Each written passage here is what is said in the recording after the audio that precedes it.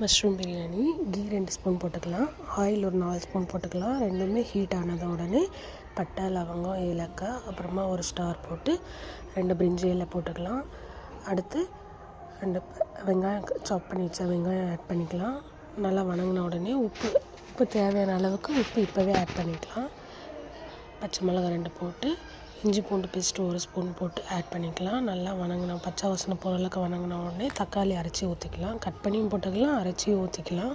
அரைச்சி ஊற்றினோன்னா அது பிரியாணியில் கிடைக்காமல் இருக்கும். அதனால் ஸ்பைசஸ் ஆட் பண்ணிக்கலாம். மஞ்சள், மிளகாய்த்தூள், கரம் மசாலா ஆட் பண்ணிக்கலாம். தயிர் 2 ஸ்பூன் போட்டு ஆட் பண்ணிக்கலாம். அடுத்து மஷ்ரூம் போட்டுக்கலாம். மஷ்ரூம் போட்டு நல்லா மிக்ஸ் பண்ண உடனே மில் மேக்கர் நான் ஆட் பண்ணியிருக்கேன். வேணும்னா ஆட் பண்ணிக்கோங்க, இல்லை ஸ்கிப் பண்ணிக்கலாம். மில் மேக்கர் ஆட் பண்ணி நல்லா ரெண்டுமே இது பண்ணோடனே கொத்தமல்லி, புதினா போட்டு ஆட் பண்ணிக்கலாம். நல்லா கலக்கி விட்டுட்டு தேவையான அளவு தண்ணி ஊற்றிக்கலாம்.